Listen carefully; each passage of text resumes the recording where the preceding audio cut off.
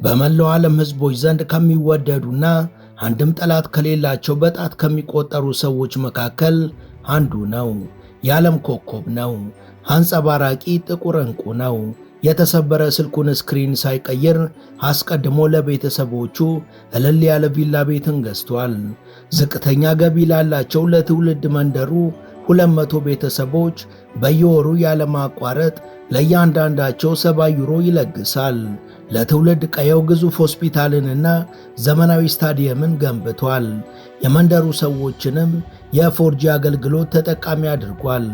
ይህን ሁሉ አበርክቶ ከማረጉ ጎን ለጎን ገንዘቡን በአግባቡ የሚጠቀም ዝንጥ ያሉ መኪኖችንና ቤቶችን የገዛ አቃቂር የማይወጣለት ልዩ ሰው ነው።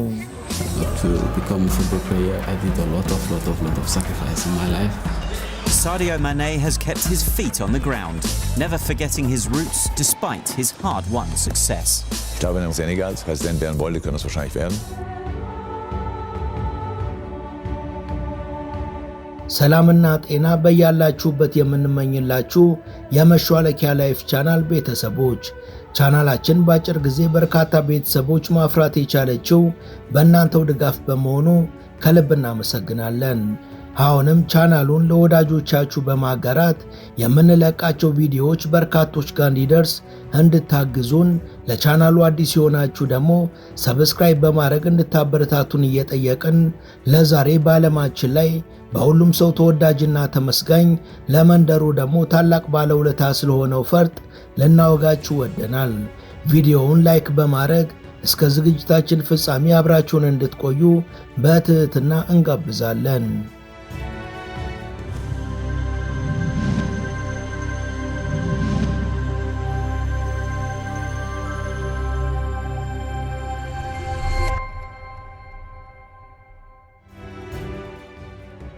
ይህ የጥቁር አልማዝ ሳዲዮ ማኔ ይባላል። ለሴኔጋል የአፍሪካ ዋንጫን ያሸነፈ ከአፍሪካም ተሻግሮ በእንግሊዙ ኃያል ክለብ ሊቨርፑል የደመቀ የእግር ኳስ ኮከብ ነው። እዚህ ለመድረስ ግን መንገዱ አልጋ ባልጋ አልነበረም። ሜዳ ውስጥም ይሁን ከሜዳ ውጪ ብዙ ልብ ሰባሪ አጋጣሚዎችን ተጋፍጧል። ግን ደግሞ አንድም ቀን ተስፋ ሳይቆርጥ የዓለም ቁንጮ የእግር ኳስ ተጫዋቾች ተርታ መሰለፍ የቻለ ሰው ነው። ከምዕራብ አፍሪካዊቷ ሀገር ሴኔጋል የተገኘው ሳዲዮ ማኔ በአንድ ወቅት ረሃብ ትልቁ ፈተናው ነበር። አሁን ደግሞ የናጠጠ ሚሊዮነር ሆኗል። በዚህ ረጅም የፈተናና የስኬት ጉዞ ግን በተወለደባት መንደር በአምባሊ የሚገኙ ድሃ ወገኖቹን አልረሳም። ትምህርት ቤት ገንብቶላቸዋል። እሱ አባቱ በቀላሉ ታክሞ የሚድን በሽታቸውን ለማሳከሚያ የሚሆን ገንዘብ ቢያጣም ሌሎች አባታቸውን እንዳያጡ ሆስፒታል አሰርቶላቸዋል። የፎርጂ ኔትወርክ፣ ፖስታ፣ የነዳጅ ማደያና ሌሎች በርካታ ነገሮችም በአምባሊ ያገኘችው በውድ ልጇ ሳዲዮ ማኔ ከ200 በላይ ለሚሆኑ ጎረቤቶቹም ኑሮን እንዲደጉሙበት እስካሁን ድረስ በየወሩ $200 ይልክላቸዋል።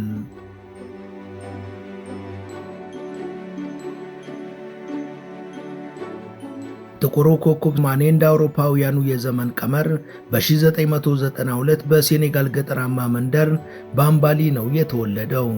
ገና እግሮቹ መራመድ እንደጀመሩ ኳስ ማንሸርሸር በእጅጉ የሚያስደስተው ልጅ እንደነበረም ይናገራል። ገና በለጋ ዕድሜው እግር ኳስ መዝናኛው ብቻ ሳይሆን ድህነትን ማሸነፊያው፣ ካስከፊ የድህነት አረንቋ ማምለጫውም እንደሆነ ተስፋ ያደርግ ነበር። ከሱ በፊት ብዙ አፍሪካውያን ድህነትን በኳስ ድል ሲነሱ አይቷል። እናም እሱም የእነሱን ፈለግ መከተል ዓላማው አደረገ። ቤተሰቦቹ በተለይ አባቱ ግን ይህን ፈጽሞ አይፈልጉም ነበር። አባት ልጃቸው ማኔ መምህር ሆኖ እንዲያኮራቸው ነበር ምኞታቸው። እግር ኳስ ጊዜ ማጥፊያ ነው፣ አርፈ ተማር ተብሎም ተመክሯል፣ ተገርፏል፣ ብዙ ዋጋም ከፍሏል። እሱ ግን ገና ያኔ ላገኘው ሁሉ አንድ ቀን የዓለም ኮከብ እንደሚሆን በልበ ሙሉነት ይናገር ነበር።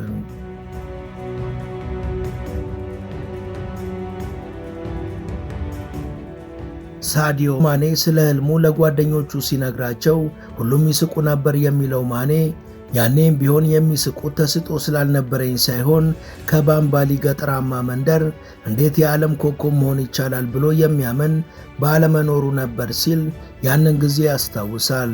ለተለመው ህልሙ ብቻ ሲታትር የኖረው ማኔ ልክ 10 ዓመት ሲሞላው ደግሞ በህልሙ እንዲገፋበት የሚገፋፋ ምክንያት አገኘም። በዚህ ዓመት ሀገሩ ሴኔጋል ለመጀመሪያ ጊዜ በዓለም ዋንጫ መሳተፍ ቻለች። የሀገሩ ልጆች በዓለም ዋንጫ የመጀመሪያ ጨዋታቸው ኃያሏን ፈረንሳይን ሲያሸንፉም በደስታ እንባ እየታጠበ ተመለከተም። ያ መድረክ እንደሚገባውም በውስጡ በማመን እሱም አንድ ቀን የሀገሩን ማሊያ ለብሶ በታላቁ ዓለም ዋንጫ ላይ ለመታየት ቆርጦ ተነሳም። በ2002 በተደረገው የዓለም ዋንጫም ሴኔጋል እስከ ሩብ ፍጻሜው ስትጓዝ ማኔም ቀጣዩ የምዕራባዊቱ አፍሪካ ሀገር ኮከብ ለመሆን መታተሩን ተያያዘው።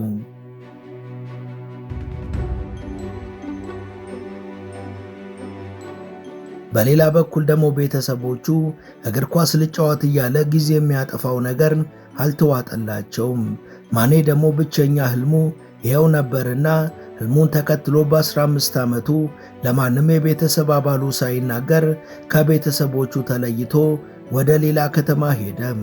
ከጓደኛው በተበደራ ትንሽ ገንዘብም የአውቶቡስ ትኬት ቆርጦ ከባምባሊ ወደ ሴኔጋል ዋና ከተማ ወደ ዳካር አቀና። በዳካር የሚገኘው የእግር ኳስ አካዳሚ ሄዶም ሞክሩኝ አላቸው። የአካዳሚው አሰልጣኝም ጠማማ ጫማውንና የተቀደደ ቁምጣውን አይተው በሞራሉ ላይ እንደተረማመዱበትም ማኔ አይዘነጋውም። አሰልጣኙ እያንገራገሩም ቢሆን የሰጡትን ዕድል በሚገባ በመጠቀም ሐሳባቸውንም በማስቀየር ቡድናቸውን ተቀላቅሏል። ይህ የእግር ኳስ አካዳሚ ጄኔሬሽን ፉት የሚል ስያሜ ያለው ሲሆን ማኔም ከቡድኑ አባላት ጋር የሴኔጋላውያን የነገ ኮከባቸው ለመሆን ሌት ተቀን መስራት ጀመረ። በዚህ አካዳሚ ለ2 ዓመታት ከሰለጠነ በኋላ ወደ ፈረንሳይ ባቀኑ የፈረንሳይ መልማዮች ቀልብ ውስጥ በመግባቱ የፈረንሳዩ ሜትዝ የእግር ኳስ ክለብ በቋሚነት አስፈርሞት ከባምባሊ ገጠራማ መንደር የተገኘው ህልመኛ ወደ ፈረንሳይ አቅንቷል።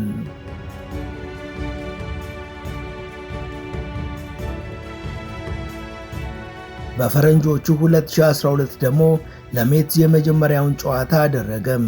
በባምባሊ የሚገኙ ቤተሰቦቹና ዘመዶቹም በትንሽዬ ቴሌቪዥን ሰብሰብ ብለው ሲጫወት ተመለከቱት። የነሱ በመሆኑም በእጅጉ ኮሩበት። ሀገሩ የመጀመሪያ የዓለም ዋንጫ ተሳትፏን ስታደርግ ከተመለከተ ከ10 ዓመታት በኋላ በለንደን ኦሎምፒክ ሀገሩን እንዲወክል ጥሪ ደረሰው። በኦሎምፒኩ እጅግ አስደናቂ ብቃቱን ያሳየው ማኔ ከሬድ ቡል ሳልዝበርግ የናስፈርምህ ጥያቄ ቀረበለት። በኦስትሪያው ሬድ ቡል ሳልዝበርግ በነበረው የ2 ዓመታት ቆይታም 63 ጨዋታዎችን አድርጎ 31 ጎሎችን አስቆጠረም። ውጤታማነቱንም በሚገባ በማሳየቱ የዓለማችን ትልቁ ሊግ ወደሚባለው የእንግሊዝ ፕሪሚየር ሊግ በማምራት ሳውዛምፕተንን ተቀላቅሎ ፊርማውን አኖረም። ከባምባሊ ገጠራማ መንደር የተገኘው ዕንቁ $11 ሚሊዮን የዝውውር ዋጋ ተከፍሎበት በ2014 ሳውዛምፕተን የተባለውን የእንግሊዝ ፕሪሚየር ሊግ ተሳታፊ ክለብ በይፋ ተቀላቅሏል። በሳውዛምፕተን ቆይታውም በተለይ 3 ደቂቃ ባልሞላ ጊዜ ውስጥ 3 ግቦችን አስቆጥሮ ሃትሪክ የሰራበት አጋጣሚ እስካሁን በማንም ያልተደፈረ ክብረ ወሰን ሆኖ ተቀምጦለታል።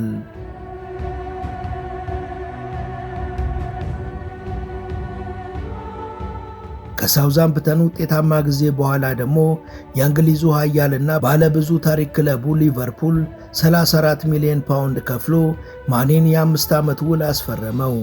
ያ የዝውውር ገንዘብም ከባምባሊ መንደር የበቀለውን ጥቁሩን ኮከብ የአፍሪካ ውዱ ተጫዋች አድርጎት ነበር። በሊቨርፑል ቆይታውም በተለይ ከሌላኛው የአፍሪካ ልጅ ግብፃዊው መሐመድ ሳላ ጋር የነበራቸው ጥምረት አስደናቂ ነበር። ማኔ በቀዮቹ ማሊያ በፕሪሚየር ሊጉ ብቻ 112 ጎሎችን አስቆጥሯል። ግዙፉን የቻምፒየንስ ሊግ ዋንጫ በማሸነፍም ሌላ ታሪክ መስራት የቻለ ታላቅ ተጫዋች ነው። የምንጊዜም ህልሙ የአገሩን መለያ ለብሶ ታሪክ መስራት ነበርና ይህንንም ማድረግ ችሏል። ሴኔጋል በቀድሞ ኮከቧ በአሊዩ ሲሲ አሰልጣኝነት እየተመራች የ2021ን የአፍሪካ ዋንጫ ስታሸንፍ የፊት መስመሩ ኮከብና የቡድኑ አምበል ደግሞ ማኔ ነበር። ሳዲዮ ማኔ ሁነኛ ጎል አስቆጣሪና የዓለማችን ኮከብ እግር ኳስ ተጫዋች ብቻ ግን አይደለም። ከዛ የገዘፈ መልካም ሰብዕናን የታደለ፣ ትላንቱን የማይረሳ፣ ወገኖቹን በመርዳት አብዝቶ የሚደሰት አስገራሚ ሰብዕና ያለው ሰው ነው።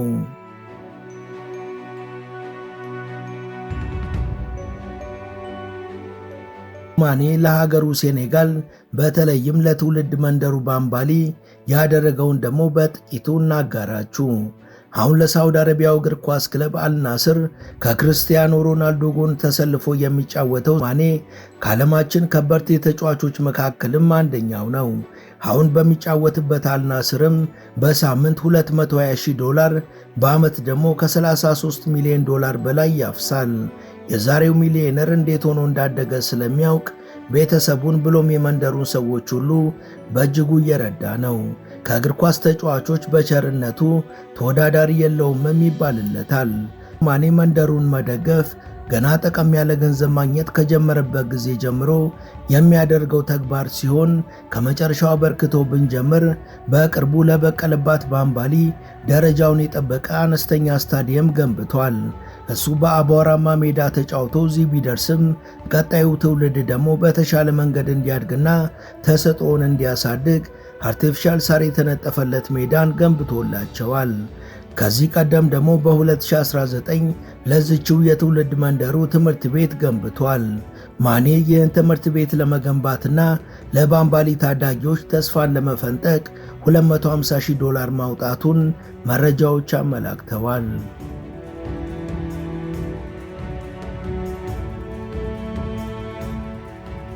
ከዛ ቀጥሎ ደግሞ ግማሽ ቢሊዮን ዶላር አውጥቶ እጅግ ዘመናዊ ሆስፒታል ገንብቶ ለውድ ወገኖቹ ተገልገሉበት እኔንም መርቁኝ ብሎ አስረክቧቸዋል። ይህ ዘመናዊ ሆስፒታል ከባምባሊም አልፎ በዙሪያዋ ለሚገኙ ሌሎች 34 አጎራባች መንደሮችም እያገለገለ ይገኛል።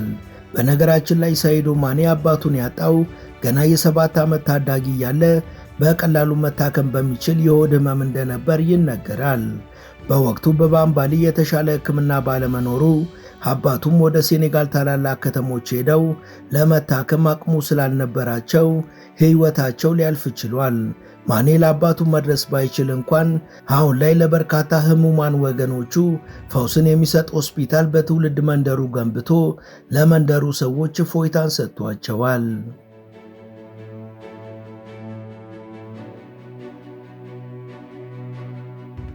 ሳዲዮ ማኔ ለባምባሊ ከዚህም በላይ ነው። በዚች መንደር የመጀመሪያው የነዳጅ ማደያ እንዲሁም የፖስታ አገልግሎት የተከፈተው በሱ እርዳታ ነው። ለመንደሩ ነዋሪዎች የአራተኛው ትውልድ ኔትወርክ ወይም 4G እንዲጠቀሙ ያደረጋቸው ከቀሪው ዓለም ጋርም በበይነ መረብ ያገናኛቸው ማኔ ነው። ለባምባሊ ሃይስኩል ተማሪዎች በጋራ የሚገለገሉባቸው ኮምፒውተሮችንም ገዝቶ አስረክቧል። በትምህርታቸው ጥሩ ውጤት ለሚያመጡ ተማሪዎች ደግሞ በየጊዜው $400 ሽልማት ያበረክትላቸዋል። በተወለደባት መንደር የሚኖሩ የድሮ ጎረቤቶቹንም በሴኔጋል ዝቅተኛ የክፍያ ጣሪያ የሆነውን 70 ዩሮ ለ200 ጎረቤቶቹ በየወሩ ሳያቋርጥ ይልክላቸዋል። እነሱም በጎደላቸው ላይ ይሞሉበታል። ታዲያ ከዚህም ይልቅ መልካምነት ከወዴት ይገኛል?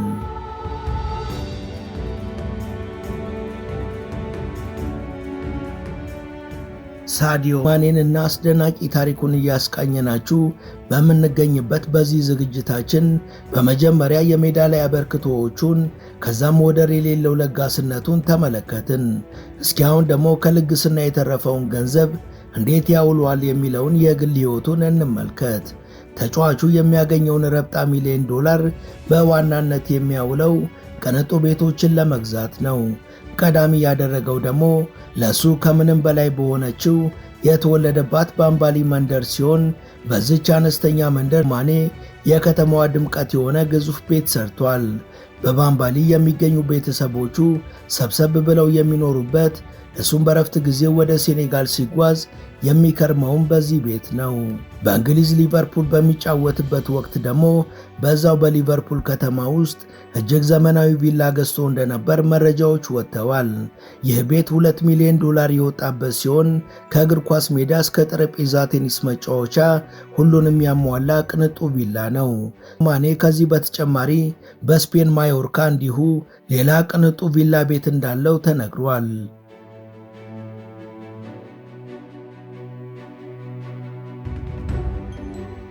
በባዶ እግሩ የባምባሊና አቧራማ መንገዶችን እያቆራረጠ ያደገው ማኔ ድህነትን በጥረቱ ከረታ በኋላ ከውድ ቤቶቹ በተጨማሪ ማራኪ መኪኖችንም መግዛት ችሏል።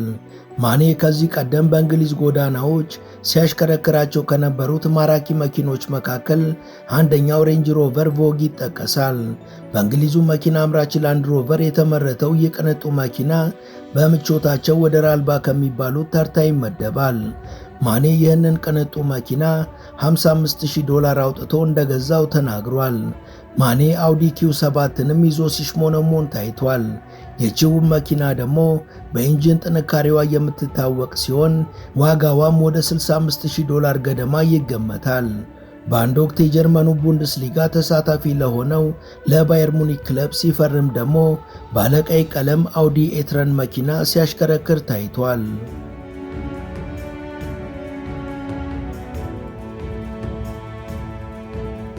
ባለግርማ ሞገሷን መኪና ለመግዛት ማኔ $70,000 ሳያወጣ እንዳልቀረም ይገመታል።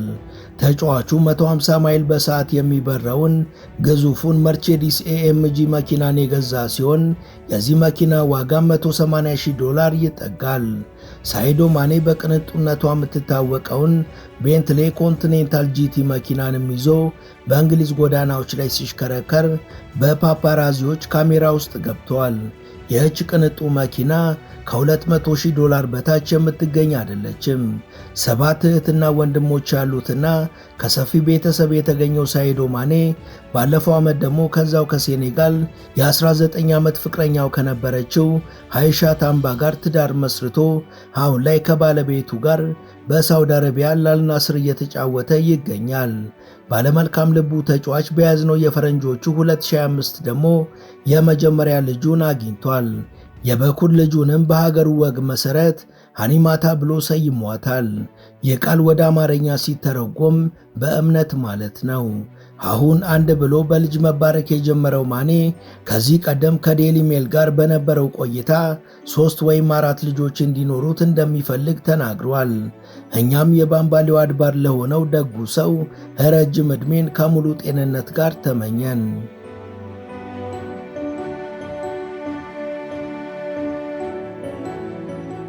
ወደ ቻናላችን ቤተሰቦች ለዛሬ በዓለማችን እጅግ ተወዳጅ ስለሆነው ስለ ሳዲዮ ማኔ እንዲያስቃኘናችሁ በቀጣይ በቻናላችን እንዲሰራና ወደ እናንተ እንዲቀርብ የምትፈልጉትን ማንኛውንም ጥቆማችሁን ኮሜንት ላይ ብታስቀምጡልን በደስታ ለማስተናገድ ዝግጁ ነን።